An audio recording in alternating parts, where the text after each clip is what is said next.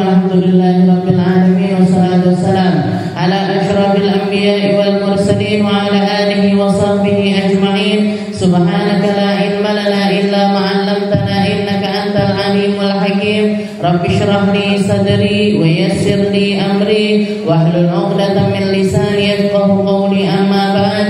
Alhamdulillah ala ni'matil Islam, alhamdulillah ala ni'matil iman, wa kafa biha min ni'mah. Alhamdulillah, segala puji bagi Allah Subhanahu wa taala yang mengumpulkan kita, mendatangkan kita, yang menyatukan hati kita, menjadikan kita hamba-hamba yang selalu dan selalu berkeinginan untuk dekat dengan apa yang datang dari Allah Subhanahu wa taala, datang dengan apa yang datang kepada Nabi kita Nabi Muhammad sallallahu alaihi wasallam, sesuatu yang paling mulia yang Allah taala berikan kepada manusia, sesuatu yang Allah taala berikan sebagai hadiah terindah dari Sang Pencipta kepada para ciptaannya. Ketika Allah Subhanahu wa taala mengatakan wa ma arsalnaka illa rahmatan lil alamin, wahai Muhammad, sungguh tidak lain tidak bukan engkau aku utuskan di atas muka bumi ini sebagai bentuk rahmat terbesarku untuk umat manusia, agar mereka tahu persis untuk apa tujuan hidupnya, ngapain aja, bagaimana mereka mengelola emosi dan juga hatinya, sehingga seluruh kehidupan mereka menjadi sesuatu yang amat sangat bermakna. Bukan cuma tentang makanan yang masuk ke perutnya, bukan tentang pakaian yang mereka kenakan, bukan tentang banyak-banyakan harta ataupun pangkat, hanya sesuatu yang semacam itu saja, tapi diangkat roh mereka, diangkat keinginan mereka, diangkat nurani mereka untuk menjadi sebuah perkara yang akan kembali kepada Allah Subhanahu wa taala dalam bentuk yang paling mulia, yaitu menjadi cahaya yang terang benderang, sehingga mereka semuanya dipantaskan untuk menempati makom yang indah, yang tinggi di dalam surganya Allah Subhanahu wa taala. Karena itulah didatangkan Nabi Muhammad sallallahu alaihi wasallam. Di dalam salah satu hadis Nabi Muhammad juga mengatakan innama ana rahmatun muhdah. Wahai manusia, ketahuilah akulah hadiah terindah, bentuk rahmatnya Allah Ta'ala kepada kalian semua. Oke. Maka ketika kita tahu persis di dalam hati kita ada Nabi Muhammad sallallahu alaihi wasallam, lisan kita mengucapkan salawat kepada beliau, hati kita, pikiran kita, keadaan hati kita sangkut pautkan kepada Nabi Muhammad sallallahu alaihi wasallam, semuanya tidak akan pernah disia-siakan sama Allah Ta'ala. Hati yang nyambung sama Nabi akan menjadi hati yang sangat mulia. Oke, seperti diceritakan di zaman Nabi Muhammad SAW ada seorang sahabat. Oke, ada satu orang sahabat laki-laki namanya Usairim. Dia itu adalah penduduk Mekah, penduduk Madinah. Tapi ketika Rasulullah SAW hijrah di negeri Madinah, sahabat tersebut lagi keluar kota. Dan orang zaman dulu kalau keluar kota dagang itu bisa makan waktu 3 bulan, 4 bulan, 6 bulan, bahkan tahunan. Oke, maka dikatakan Usairim ini perjalanan panjang, dia dagang dengan dagangan yang banyak, sehingga ketika pulang ke negeri Madinah ini sudah berubah.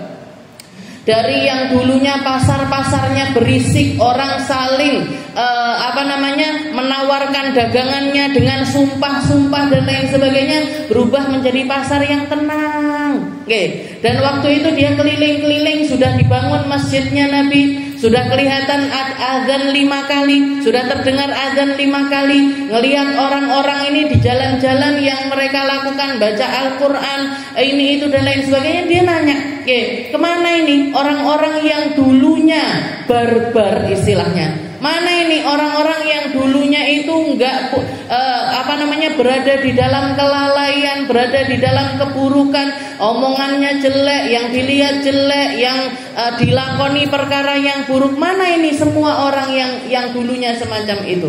Maka ada beberapa orang yang ada di tempat tersebut, mereka mengatakan hum taba'u Muhammadan. Mereka semuanya nggak lagi kemana-mana. Mereka semuanya masih tetap penduduk Madinah yang dulu. Hanya saja bedanya sekarang mereka menjadi pengikutnya Muhammad Sallallahu Alaihi Wasallam.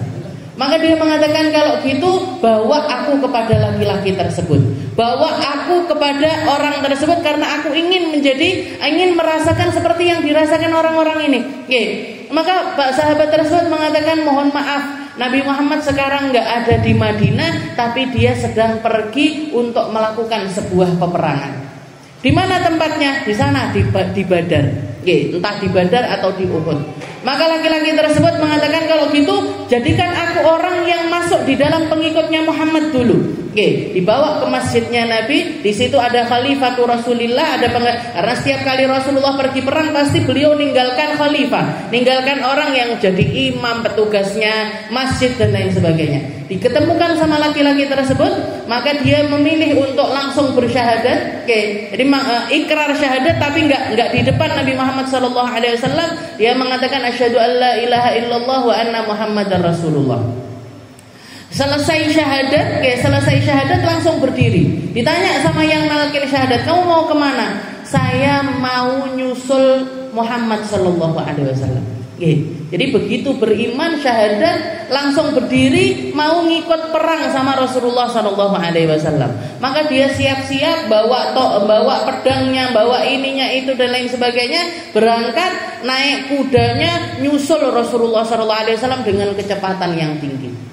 Begitu nyampe Badar, ternyata Rasulullah sudah, istilahnya perang itu sudah terjadi. Dia langsung masuk ke barisan peperangan tersebut, sampai para sahabat ini bingung. Ini kamu ini siapa? Amuslimun anta am kafir? Kamu ini dari golongan kita orang muslim apa dari golongan orang non muslim? Katanya dia, laqad nataqtu bisyahadatain. Saya sudah ikrar 2 kalimat syahadat. Saya sudah muslim. Langsung diterima jadi pasukannya orang muslim, perang, kena istilahnya kena tombak, kena pedang ini itu dan lain sebagainya, tersungkur dia jatuh, sekarat langsungan. Langsung sekarat. Ketika dalam keadaan sakaratul maut, peperangan ini sudah selesai, dia dalam keadaan sakaratul maut. Pasukannya Nabi ada beberapa di antara mereka yang istilahnya golei, mana yang luka, mana yang mati, mana yang ini itu dan lain sebagainya. Ketemu si Usairim ini sudah dalam keadaan sakaratul maut. Dipegang, laki-laki tersebut dipegang. Gimana? Kamu masih bisa bertahan? Enggak, aku kayaknya enggak akan bertahan. Aku enggak akan bertahan. Istilahnya aku sudah enggak kuat lagi. Maka si Usairim ini cuma mengatakan, wahai engkau, wahai rajul, baligh salami ila Muhammad. Sampaikan salam terindahku kepada Nabi Muhammad SAW. Katakan kepadanya, jazakallahu khairal jaza. Katakan kepada dia, terima kasih banyak. Meskipun aku belum pernah ketemu dengan dirinya, tapi hatiku sudah merasakan nikmatnya iman. Wa balligh lahu, dan sampaikan kepada Muhammad, malilahu yaf'al ma yasha. Semua hartaku saya wakafkan di jalannya Nabi Muhammad, terserah mau dipakai apa. Jangan bayangkan, baru masuk Islam, baru bersyahadat, perang, langsung mati, bahkan belum pernah sujud sekalipun, belum pernah. Sholat 2 rakaat aja loh dia nggak pernah. Sholat 2 rakaat aja dia nggak pernah. Maka dikatakan ketika setelah dia mengatakan yang semacam itu meninggal, ditanyakan kepada Rasulullah, ya Rasul, aina huwa? Tempatnya dia di mana ya Rasul? Maka Rasulullah mengatakan, huwa fil jannah. Tempatnya dia di dalam surga. Walam yarka lillahi walau rak'ah ya Rasul. Dia belum pernah sholat walau sak rakaat aja loh, belum pernah sholat ya Rasul. Naam, walakin huwa fil jannah. Tapi karena dia sudah bersyahadat, dia ada di dalam surganya Allah Subhanahu wa taala. Dan karena dia ikrar seluruh harta, jadi dagangan yang dia bawa dari perjalanan jauh itu tadi, kebunnya, rumahnya dan lain sebagainya diwakafkan di jalannya Nabi Muhammad SAW. Dikatakan sampai zaman sekarang ini hartanya Usairim itu termasuk harta yang masih dikelola wakaf yang masih dikelola wakaf dipakai untuk kemaslahatannya orang muslim sampai zaman sekarang ini. Jadi ada banyak di antara para sahabatnya Nabi yang terkenal kan Sayyidina Utsman bin Affan. Kemarin saya ke Madinah sempat datengin sumurnya Sayyidina Utsman yang beliau wakafkan, ladangnya Sayyidina Utsman, kebun kurmanya Sayyidina Utsman yang beliau wakafkan, sampai sekarang masih berbuah, sampai sekarang masih dipanen setiap tahunnya. Dari harta-harta tersebut, makanya dikatakan Sayyidina Utsman itu salah satu rekening pertama yang ada di negeri Madinah itu atas nama Utsman bin Affan. Orangnya sudah meninggal 1000 sekian ratus tahun yang lalu, tapi duwe rekening, Bu. Bahkan mungkin rekeningnya hartanya lebih banyak daripada hartanya jenengan.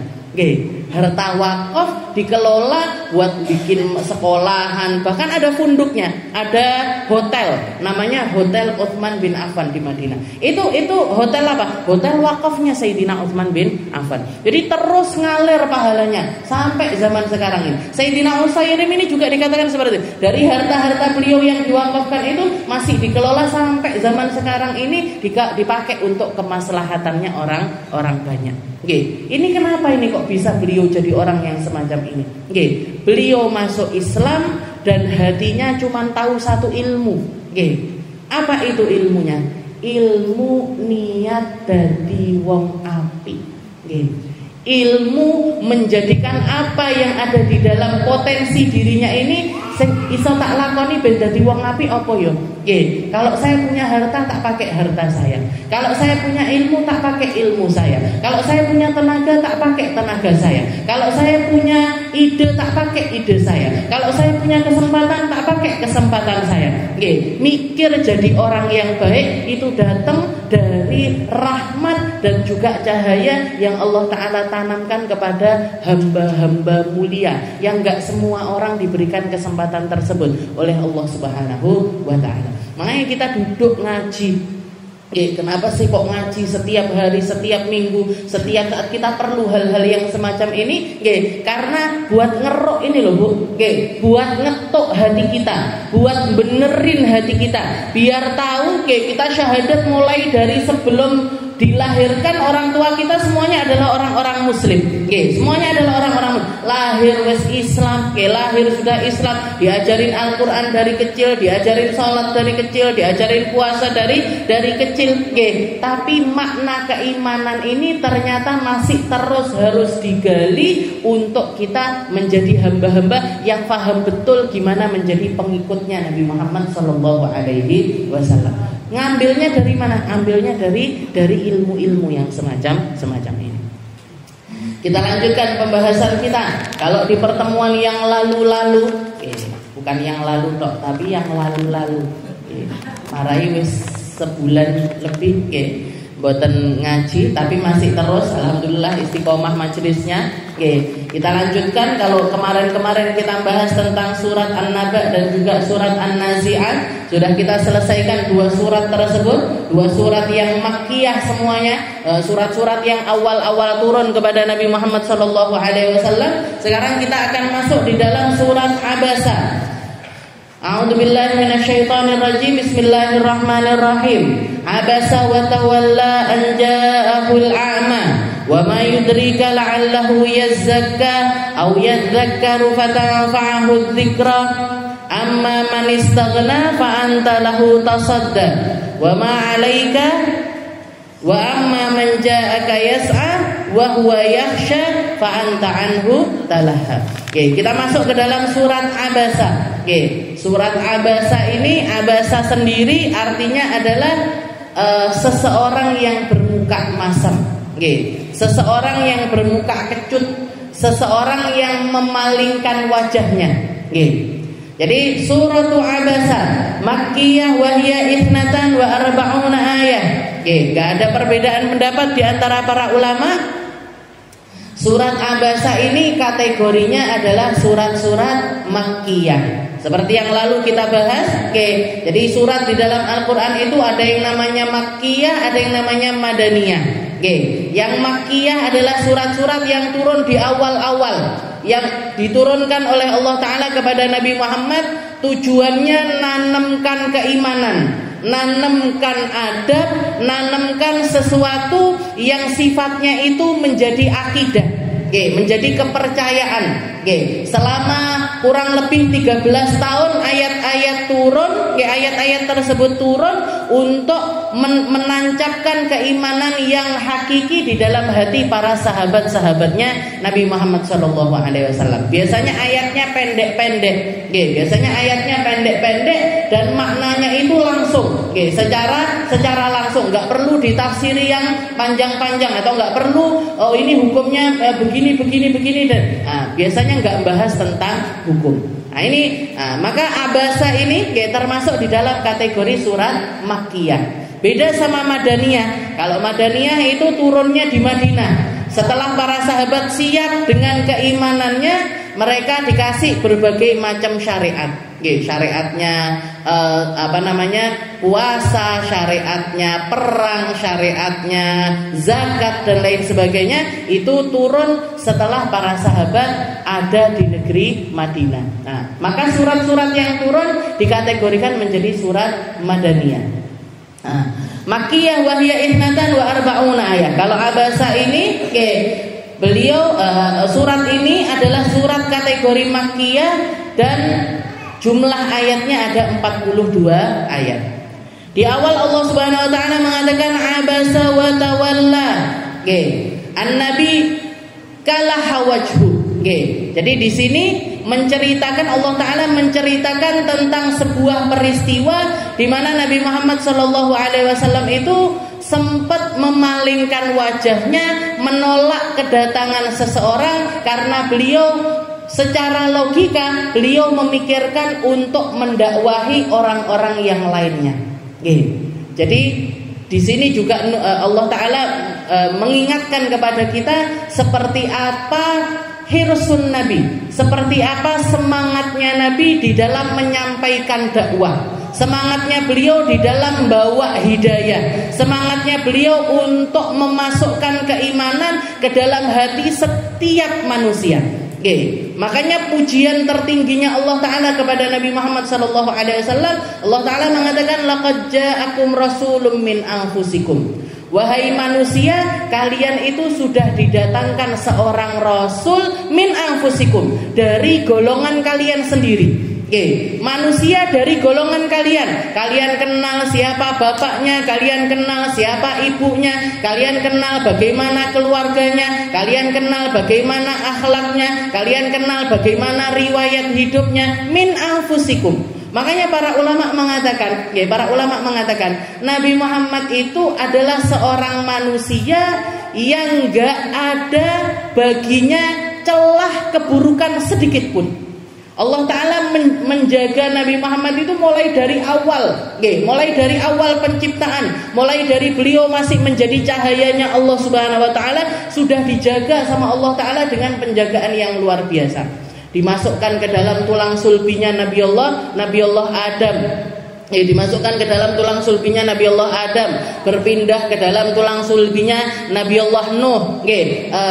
Berpindah terus sampai kepada masuk ke dalam tulang sulbinya Sayyid Abdullah, pindah ke dalam rahimnya Sayyidah Aminah, walam yaltaqiya ala sifahin qad. Kalau jenengan baca di dalam Maulid Tiba, itu semuanya rentetan perpindahan cahayanya Nabi dari satu tulang sulbi ke rahim, dari rahim ke tulang sulbi yang lainnya, terus itu lam yaltaqiya ala sifahin qad. Gak ada pertemuan keduanya kecuali lewat pernikahan yang sah.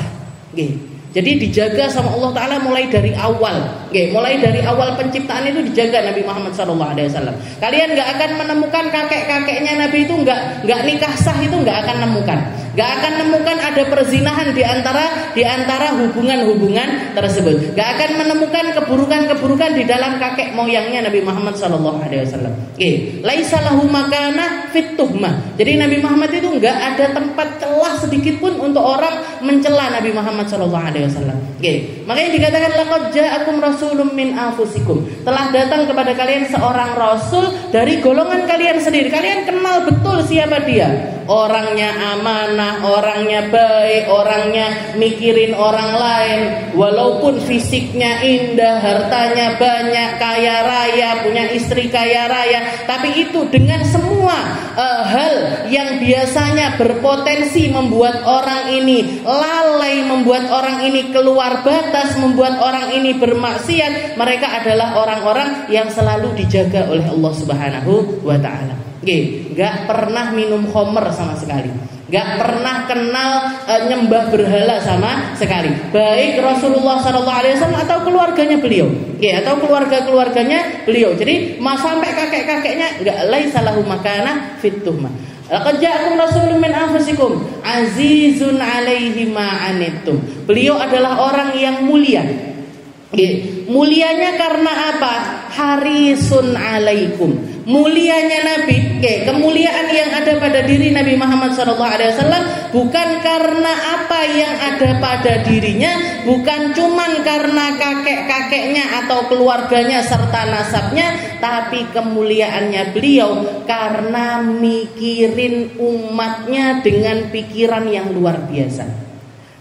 Azizun 'alaihi ma 'anittum. Kalau ada umatnya yang tertimpa masalah kecil, bagi Nabi Muhammad itu sesuatu yang besar. Kalau kita merasa baik-baik saja ketika bermaksiat kepada Allah Ta'ala, Nabi Muhammad sudah sedih, Bu. Kalau kita merasa biasa-biasa saja, mek rasan-rasan tok ae lho. Mek ngapusi titik ae lho. Mek kelek ketok tok ae. Mek arep tuku sayur ning arep pas gawe dasar rendek, alah mek ngene tok ae. Cuman. Berbagai macam kesalahan yang kita lakukan, berbagai macam maksiat yang kita lakukan, berbagai macam dosa yang kita lakukan, kita anggapnya kecil. Tapi itu semuanya bagi Nabi Muhammad azizun alaih, berat bagi Nabi. Yang dipikirin sama Nabi, engko aku njaluk ning ngapura dhewe bocah iki mah. Kalau kita kan bagi Nabi yo bocah gitu. Iki engko bocah, aku njaluk ning ampune sama Allah Taala ben selamat sampai surga piye? Ini orang nanti caranya aku untuk masukkan dia ke dalam surganya Allah Ta'ala gimana? Ini nanti caranya aku nyelamatin dia gimana? Ini nanti caranya aku mensyafaati mereka gimana?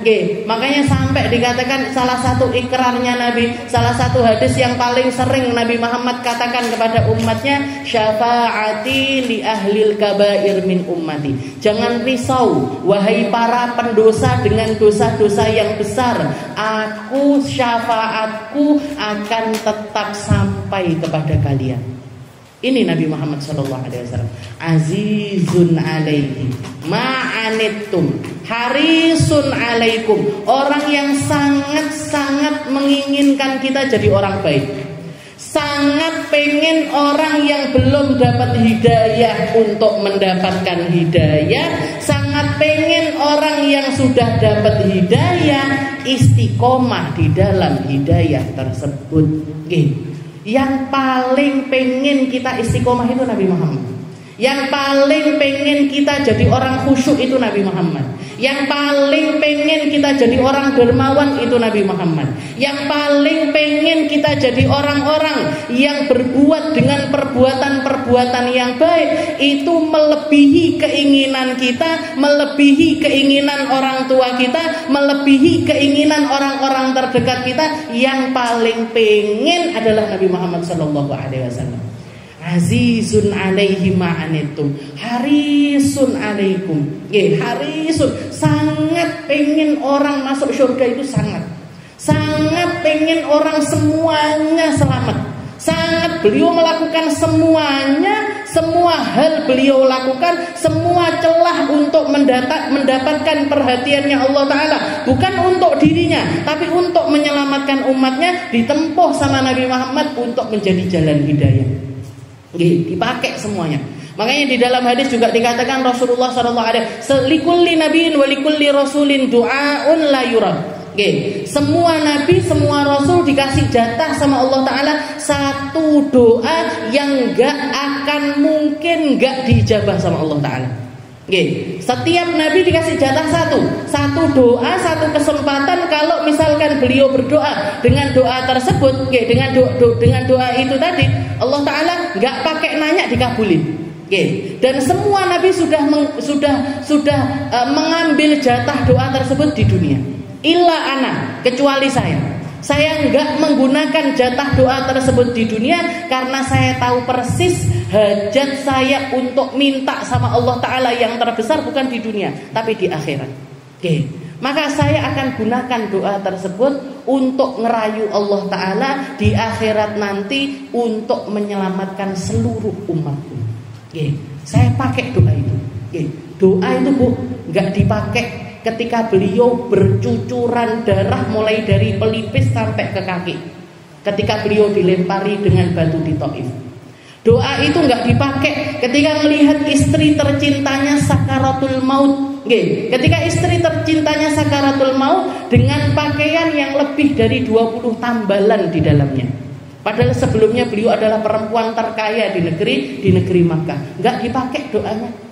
Gak dipakai ketika beliau mendengarkan kabar kalau 2 orang cucunya nanti akan meninggal dalam keadaan mengenaskan, Sayyidina Hasan, Sayyidina Husain. Rasulullah sudah tahu Sayyidina Hasan nanti akan mati dalam keadaan diracun, Sayyidina Husain nanti akan mati dalam keadaan terpenggal kepalanya, dilemparkan satunya sampai ke Mesir, satunya di Irak.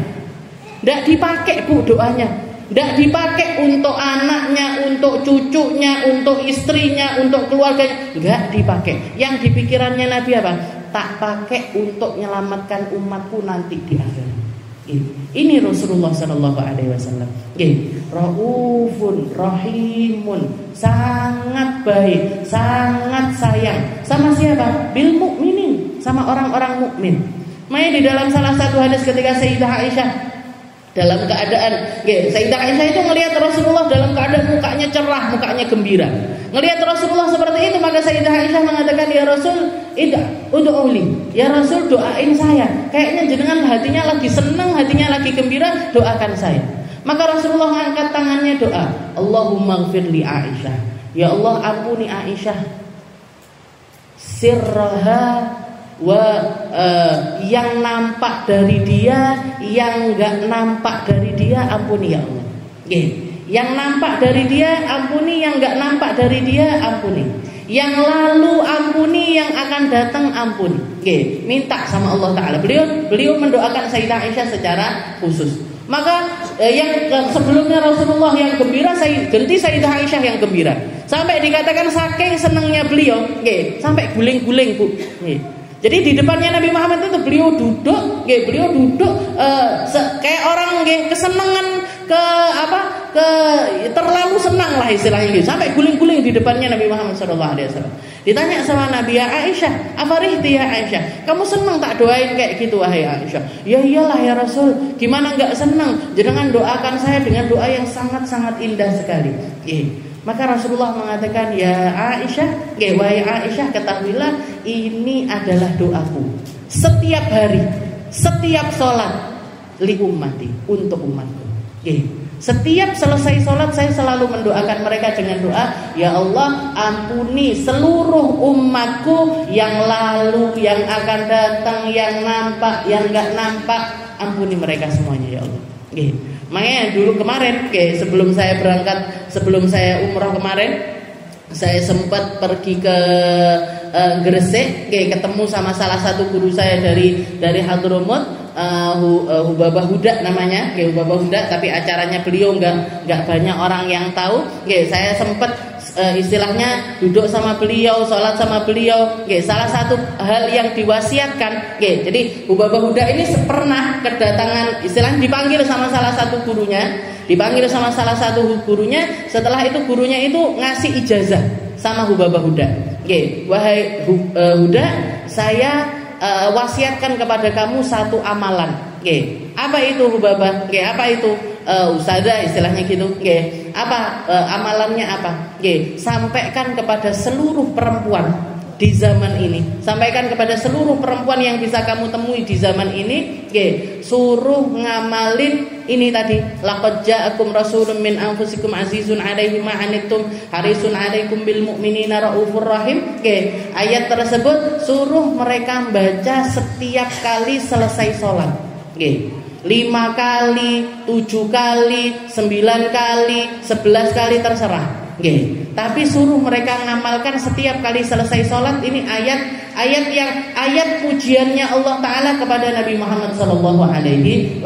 Sampaikan kepada perempuan-perempuan tersebut, insya Allah mereka akan terjaga dari fitnahnya zaman, mereka akan terjaga dari rusaknya zaman, mereka akan dijaga sama Allah Ta'ala dari segala keburukan.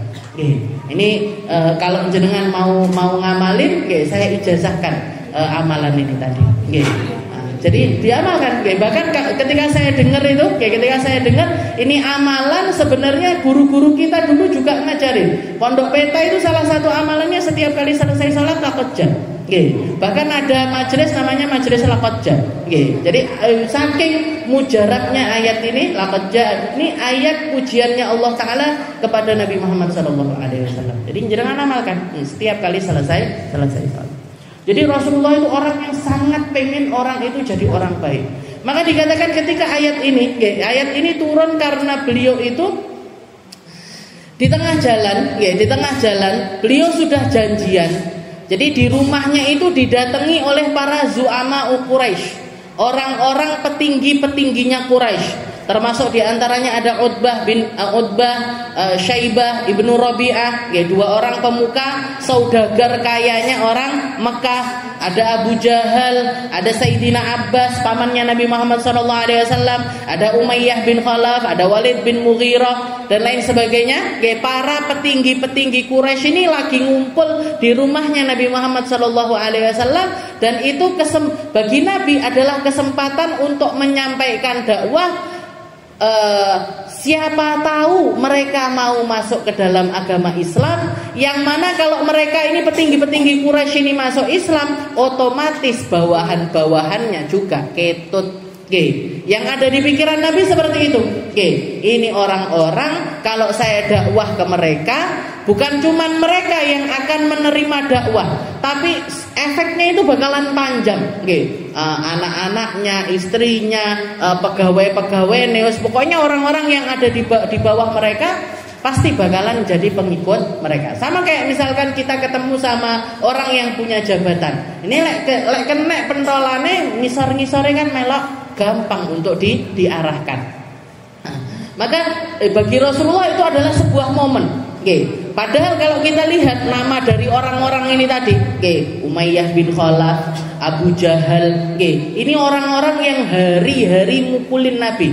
Ini orang-orang yang hari-hari mencemooh Nabi.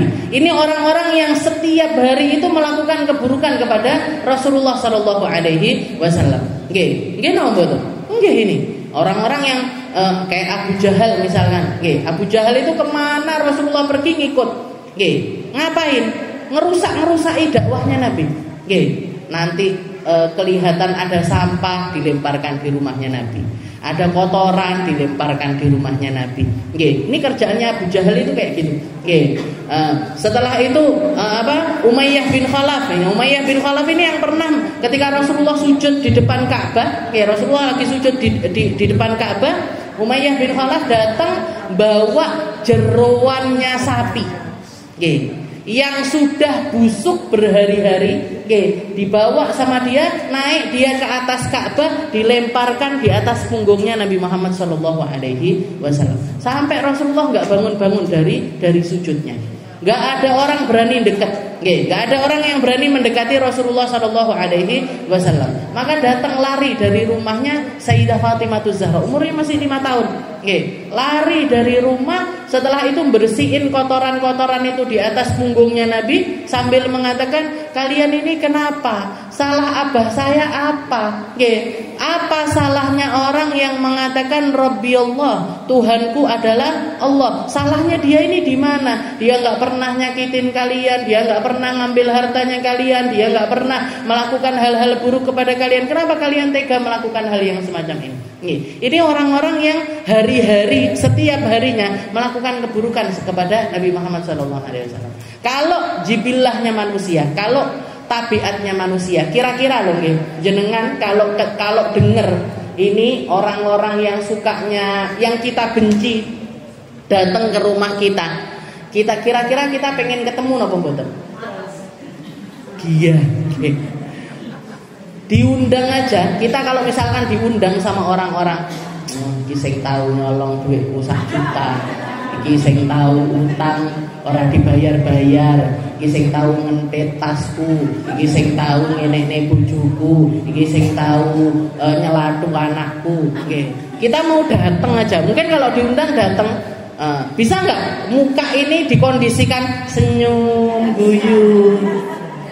Enggak. Pokoknya terkotok aku karena undangan gitu aja. Lah ini orang-orang yang kayak gitu-gitu itu tadi ngumpul semuanya di rumah kita. Kalau pakai perasaannya manusia, logikanya Rasulullah nggak kira mau untuk ketemu sama orang-orang ini. Nggak kira mau Rasulullah untuk bertemu sama orang-orang semacam mereka. Tapi karena beban dakwah, karena apa yang beliau datang kepada Nabi Muhammad dari Allah Subhanahu wa taala berupa hidayah ilannas kepada manusia, beliau bukannya males-malesan tapi justru malah semangat untuk ketemu sama orang-orang ini. Nah, ketika perjalanan pulang, ketemu sama satu orang laki-laki a'ma, matanya nggak bisa ngelihat, buta, namanya Abdullah bin Ummi Maktum, aslama qadiman, sudah Islam, sudah baik, sudah istilahnya dia ini wis Islam sudah lama, nyegat Nabi di tengah jalan sambil mengatakan, ya Muhammad, alimni mimma 'allamaka rabbuk. Wahai Muhammad, ajarin saya ilmu-ilmu yang sudah datang kepadamu dari Allah Subhanahu wa ta'ala. Maka karena Rasulullah dalam keadaan terburu-buru, dinteni tamu-tamu zu'ama'u Quraisy, petinggi-petinggi Quraisy ini tadi ada di rumahnya beliau enggak ngereken apa yang diucapkan sama Abdullah bin Ummi Maktum. Beliau kayak istilahnya berpaling dari Abdullah bin Ummi Maktum, nggak ngereken, setelah itu langsung pulang ke rumah untuk ngadepi orang-orang ini tadi. Nggak lama setelah itu langsung turun ayat ini. Abasa wa tawalla. Wahai Muhammad, kamu sudah bermuka masam, kamu sudah berpaling. Istilahnya dari siapa? Anja'ahul a'ma. Ketika datang kepadamu seorang yang buta. Ketika datang kepadamu seorang yang buta, kamu memilih untuk berpaling dari dia dan kamu memilih untuk mendatangi orang-orang yang gak beriman kepadaku, gak ngereken sama Al-Quran, gak percaya kepada dirimu. Kamu malah justru ngereken orang-orang ini, kamu gak mengindahkan apa yang diucapkan oleh Abdullah bin Ummi Maktum. Jadi istilahnya logikanya manusia dengan logikanya Allah Subhanahu wa ta'ala itu ternyata sangat berbeda, Bu. Pikirannya Nabi, aku ndang-ndang mulih ben iso ngasih hidayah sama orang-orang ini, tapi logikanya Allah ta'ala, hidayah itu ada di tanganku. Kalau aku mau ngasih ke orang tak kasih, gak pengen ngasih, gak tak kasih. Meskipun dia orang buta, kalau dia punya hidayah, kalau dia punya ilmu, kalau dia punya Al-Quran, kalau dia punya keimanan, dia adalah orang yang mulia bagiku dan orang yang patut untuk kamu muliakan, wahai Muhammad. Meskipun orang-orang ini hartanya banyak, rumahnya besar, jabatannya tinggi, kalau mereka nggak punya keimanan kepada wahai Muhammad, kamu juga nggak perlu ngereken mereka, kamu nggak perlu terlalu antusias kepada mereka, kamu nggak perlu terlalu ngoyo dengan keadaan mereka itu, kamu nggak perlu terlalu ngoyo.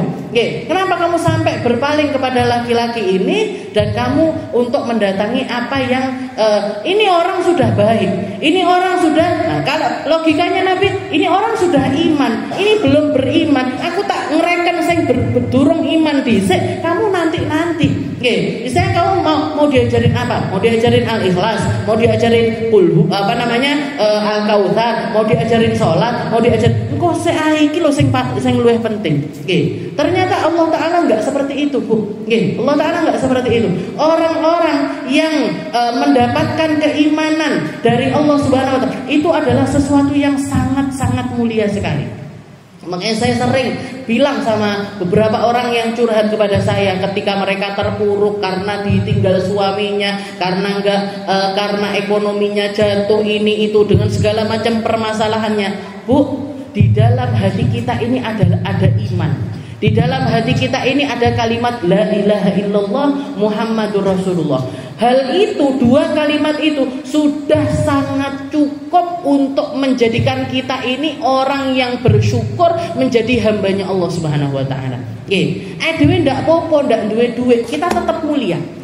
Kita nggak punya, nggak apa-apa, istilahnya nggak direken keluarga, kita tetap mulia. Kita nggak apa-apa, suami kita seperti itu nggak apa-apa, kita tetap mulia. Mulia bukan di hadapan manusia, tapi di hadapan pencipta kita. Ini loh, Nabi Muhammad sampai ditegur sama Allah Ta'ala. Gara-gara apa? Gara-gara seorang yang buta pengen belajar ilmu agama, Rasulullah memilih untuk nggak ngereken dia, untuk mendatangi panggilannya orang-orang zu'ama'u Quraisy. Dan ini ayat yang dianggap sama Nabi Muhammad sebagai sebuah teguran yang luar biasa dari Allah Subhanahu. Istilahnya aku sampai ditegur langsung sama Allah Taala gara-gara nggak ngereken orang ini tadi. Seperti itu kemuliaannya orang Muslim. Makanya di dalam salah satu hadis Nabi Muhammad juga mengatakan al-Muslim, al-Mu'min, orang iman, orang Islam itu haruma damuhu wa maluhu wa irdu. Mereka ini begitu masuk ke dalam agama Islam, darahnya jadi mulia, hartanya jadi mulia, kehormatannya jadi mulia. Kehormatannya jadi mulia. Orang Islam, orang iman itu darahnya mulia. Gak boleh kita nyakitin orang dengan istilahnya titik-titik mata ini, tidak boleh. Punya masalah sedikit bunuh, gak boleh. Jazauhu jahannam khalidan fiha. Orang yang sengaja bunuh orang iman, dengan sengaja, maka sudah pasti masuk ke dalam neraka jahanamnya Allah Taala. Wa maluh, hartanya juga mulia. Gak boleh kita ngambil hartanya orang muslim, gak boleh. Orang gak muslim boleh, gak boleh juga. Kalau apalagi kita di negara Indonesia, bukan negara Islam, nggak boleh. Jadi hartanya juga mulia. Wa irdu ini apa? Irdu itu adalah harga dirinya. Makanya kenapa kok kita itu diharamkan sama Allah Taala riba? Rasan-rasan ini kenapa kok diharamkan sama Allah Taala? Karena semua orang iman itu punya kemuliaan. Kita nggak boleh mencemooh mereka baik di hadapannya atau di belakang mereka.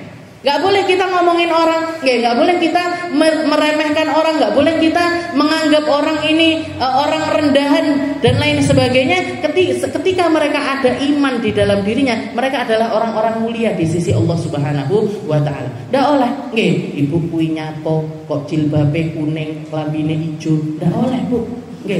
Di depannya nggak boleh, di belakangnya juga nggak boleh. Di depannya, Bu, jenengan apa kok klambine kayak gini? Salah kostum kayaknya. Nggak boleh. Nyelatu, kalau di depannya kan namanya nyelatu, mencaci. Nah, itu haram hukumnya. Di belakangnya juga tetap nggak boleh ngomong karo koncone delok-delok ibu. Kok ngono pacane? Ibu itu alisnya miring misalnya. Yang ibu itu blush on-nya kebanyakan, yang ibu ini lipstiknya ketebelan. Nah, ngomong di sama orang lain. Nah, ini namanya rasan-rasan. Katanya Allah Taala, wala yaghtab ba'dukum ba'dun. Ayuhibbu ahadukum ayyakula lahma akhi maitan fakarihtumu. Jangan kalian itu ngerasani orang lain. Siapapun itu, seneng nggak seneng kamu sama mereka, kamu nggak boleh ngerasani mereka. Ayu hibbahadukum, apa kalian mau misalkan disodorin daging mentah saudara kalian sendiri, kalian kolu apa ndak mau? Fakar itu pasti nggak mau. Dosanya orang ribah itu semacam itu. Nanti orang-orang yang riba nanti di akhirat disodorin. Kamu pernah ngerasani Ustazah Aminah, daging Ustazah Aminah panganan. Kamu pernah ngerasani orang artis ini, ini dagingnya artis ini panganan. Kamu pernah ngerasani tonggomu sekue, dagingnya tonggomu panganan. Dipaksa sama Allah Ta'ala untuk makan daging-daging tersebut dalam keadaan mentah. Nggak digoreng, nggak dibumbuni, nggak direbus dan lain sebagainya. Jadi istilahnya seperti fakarih tumu, katanya Allah Ta'ala. Jadi gak bisa kita ngeremehin orang lain itu, mau di depannya mau di belakangnya gak boleh. Haram hukumnya. Karena semua orang iman itu memiliki kemuliaan di dalam dirinya. Kemuliaan yang bukan datang dari manusia, kemuliaan yang datangnya dari Allah Subhanahu wa Ta'ala.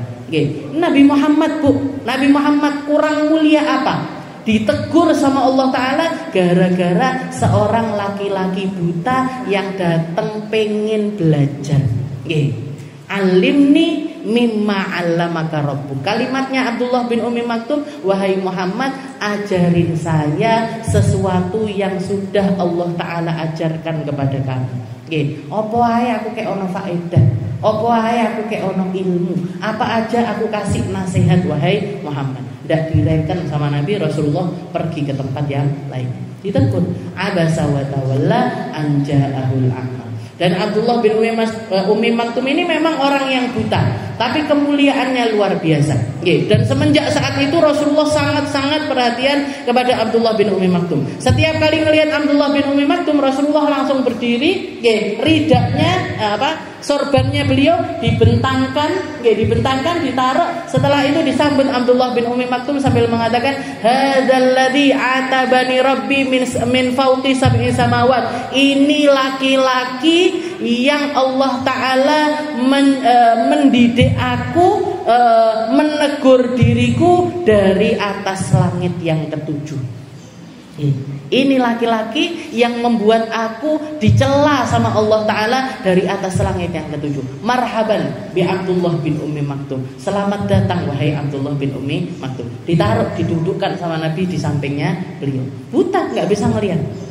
Tapi suaranya lantang. Beliau terkenal sebagai salah satu dari dua orang muadzinnya Nabi Muhammad SAW. Jadi Nabi Muhammad itu punya dua tukang adzan. Satu yang terkenal Bilal bin Rabah, satunya lagi adalah Abdullah bin Ummi Maktum. Makanya di dalam hadis Rasulullah mengatakan kalau bulan puasa, kalau Ramadan bulan puasa, Rasulullah mengatakan qulu idza sami'tum adzan Abdullah bin Ummi Maktum. Wa amsiku minat ta'am idza sami'tum adzan Bilal bin Rabah. Silahkan makan kalau kalian dengar azannya Abdullah bin Ummi Maktum. Jadi azannya Abdullah bin Ummi Maktum itu jadi penandanya sahur. Wa amsiku minat ta'am, tapi berhentilah makan kalau kalian dengar azannya Bilal bin Rabah. Jadi ada azan satu, ada azan dua. Jangan kalau di Mekah, di Madinah, mesti kan azannya sebelum subuh itu kan ada azan. Nah, itu bukan azan subuh, tapi azan azan tahajud. Kalau hari-hari biasa jadi azan tahajud, kalau Ramadan jadi azan untuk sahur. Dari zamannya Nabi itu azan subuh itu dua. Satu yang azan Abdullah bin Ummi Maktum, satunya lagi yang azan adalah Bilal bin Rabah. Beliau Abdullah bin Ummi Maktum ini juga salah satu dari sahabat yang pernah diamanahi sama Nabi untuk ngelola negeri Madinah selama Rasulullah itu perang. Bahkan sampai diamanahi sama Nabi gantikan Rasulullah SAW 13 kali. 13 kali gantikan Nabi jadi imamnya masjid, jadi ngelola masjid. Kalau ada orang nanya-nanya, kalau ada jadi kalau Rasulullah pergi perang, itu Rasulullah selalu mengamanahkan, istilahnya ngasih pemimpin di negeri Madinah. Nah, itu yang seringkali ditinggali sama Nabi adalah Abdullah bin Ummi Maktum karena kondisinya beliau. Oke, jadi karena beliau punya kekurangan, nggak bisa ngelihat, jadi seringkali nggak diajak perang sama Nabi, tapi diamanai untuk ngelola negeri Madinah. Di akhir-akhir dakwahnya Nabi di Mekah, di akhir-akhir dakwahnya Nabi di Mekah, 3 tahun terakhir itu kan ada Bai'atul Aqabah Ula wa Bai'atul Aqabah Atsaniyah. Jadi ada 2 kali perjanjian Aqabah di musim haji. Nah, perjanjian Aqabah itu orang-orang Madinah sudah baiat Nabi. Perjanjian pertama sekitar 10 atau 15 orang, perjanjian kedua sekitar 70-an orang. Nah, ketika perjanjian kedua udah banyak orang Madinah yang masuk ke dalam agama Islam, mereka minta sama Nabi, ya Rasul, kirimkan beberapa orang sahabatmu untuk ngajarin kita agama Islam di sana. Maka yang dikirimkan sama Nabi 2 orang, satu namanya Mus'ab bin Umair, muda masih muda sekali, tapi semangatnya dakwah luar biasa. Mus'ab bin Umair, satunya lagi yang dikirimkan sama Nabi adalah Abdullah bin Ummi Maktum. Jadi beliau memang buta tapi kemuliaannya luar biasa. Dan beliau ini adalah ibnu Khalati Khadijah, sepupunya Sayyidah Khadijah. Sepupunya istrinya Nabi Muhammad sallallahu alaihi wasallam. Abasa wa tawalla an ja'ahul a'ma. Wa ma yudrika la'allahu yazakka. Wahai Muhammad, kamu melakukan hal yang semacam itu kepada laki-laki tersebut, apa kamu enggak tahu kalau dia ini hanyalah seseorang yang ingin membersihkan dirinya. Yazakka. La'allahu yazakka. Siapa tahu dia itu istilahnya orang ketika belajar ini kan sebenarnya secara yang kelihatannya yang kita dapat adalah ilmu. Tapi ketika kita dapat ilmu, di satu sisi juga di saat yang sama Allah Ta'ala juga sedang membersihkan kita, bersihkan dosa kita, bersihkan cara berpikir kita yang gak benar, meluruskan pemahaman kita dan lain sebagainya. Makanya dikatakan Allah Ta'ala la'allahu yazakka. Wahai Muhammad, kenapa kamu melakukan yang semacam itu kepada seseorang yang hanya ingin membersihkan dirinya dengan sesuatu yang datang dari Allah Subhanahu wa Ta'ala. Abasa wa tawalla an ja'ahul a'ma wa ma yudrika la'allahu yazakka au yadzakkaru fatanfa'ahu dzikra, atau dia hanya ingin mendapatkan zikir-zikir atau pengingat-pengingat yang lain, fatanfa'ahu dzikra, sehingga dia bisa memanfaatkan zikir-zikir tersebut. Dia pengen sholatnya lebih baik, makanya dia belajar sholat. Dia pengen wudunya lebih baik, makanya dia belajar wudu. Dia pengen ngajinya lebih baik, makanya dia nanya kepada kamu, dan kamu menolak dia dengan cara yang semacam itu. Dan dari sini kita juga belajar sebenarnya yang salah kan bukan cuma Nabi aja. Yang salah kan bukan cuma Rasulullah SAW saja. Abdullah bin Ummi Maktum ini kan sebenarnya juga ketika datang itu kan nggak pakai nanya, nggak pakai izin, nggak pakai tahu-tahu kelihatan Rasulullah kelebat langsung Muhammad ajarin saya. Nah ini kan sebenarnya juga nggak tepat. Para ulama mengatakan dari Abdullah bin Ummi Maktum kita juga harusnya belajar bahwasanya kalau kita mau nanya sama ulama, mau nanya sama kiai, mau datang kepada orang-orang yang memberikan keilmuan, harus ngelihat situasi dan kondisi. Lagi repot apa enggak, lagi longgar apa enggak, waktunya banyak apa enggak, pas nopo boten, pas apa enggak, jamnya istirahat apa enggak. Hal-hal semacam itu harus kita perhatikan. Jadi kalau misalkan mau itu secara langsung ataupun lewat telepon, jadi kalau misalkan jenengan mau nanya-nanya kepada ulama-ulama, ustadz-ustadz, ustadzah-ustadzah, dimulai dari WA dulu, jangan tahu-tahu nelpon, jangan salahkan kalau nelpon nggak diangkat, itu jangan salahkan. Tapi kalau misalkan kita nanya dulu, ustadzah bisa nggak saya telepon, nggak lama, mungkin sekitar 10 menit, 15 menit. Misalkan nanti dijawab, oh iya nanti agak sore ya. Berarti kita jadi janjian dulu, istilahnya seperti itu, biar nggak terjadi hal-hal yang semacam. Jadi istilahnya, tapi kenapa kok yang ditegur semuanya Nabi Muhammad SAW?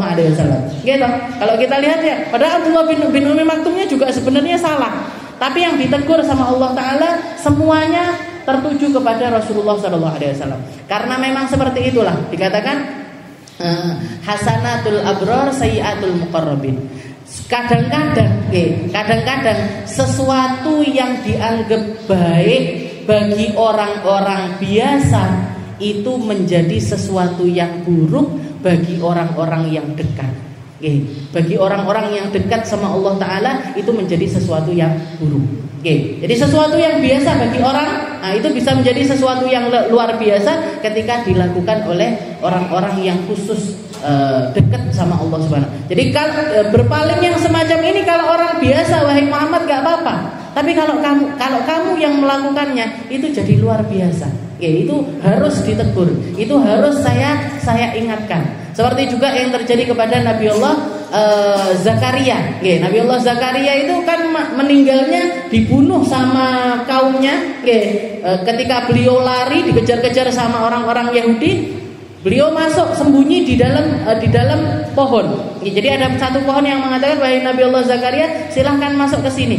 Silahkan masuk ke sini, saya akan lindungi kamu dari kejarannya orang-orang tersebut. Maka beliau masuk ke dalam pohon. Masuk ke dalam pohon. Ketika orang-orang ini nyari-nyari, gak ada yang ketemu. Ada satu iblis nyamar jadi manusia. Setelah itu mengatakan, Nabi Allah Zakaria ada di dalam pohon itu. Masa manusia bisa masuk ke dalam pohon? Coba aja gergaji dari atas. Coba aja kamu gergaji dari atas. Maka mereka ngambil gergaji. Ditaruh belah si pohon ini tadi. Dikatakan ketika gergajinya itu tadi nyampe ke atas ubun-ubunnya Nabi Allah Zakaria, beliau itu sempat keluar dari lisannya kalimat Orang kebeler ngomong biasa napa boten? Jenengan ngiris-ngiris rap. Aduh, kan biasa. Maka ketika beliau keluar dari lisannya langsung malaikat Jibril datang menyampaikan pesan dari Allah Ta'ala, wahai Zakaria, kalau sampai keluar lagi kalimat kedua kamu masih ngadu, masih mengatakan seperti itu, kamu akan dikeluarkan dari Allah Ta'ala dari golongannya para nabi dan juga para rasul. Maka beliau diem sampai seluruh badannya terbelah jadi dua. Enggak ngeluh sama sekali. Makanya dikatakan hasanatul abror sayyiatul muqarrabin. Kadang-kadang sesuatu yang biasa atau sesuatu yang bahkan dianggap baik bagi orang-orang biasa itu menjadi sesuatu yang besar kalau dilakukan orang-orang terdekat.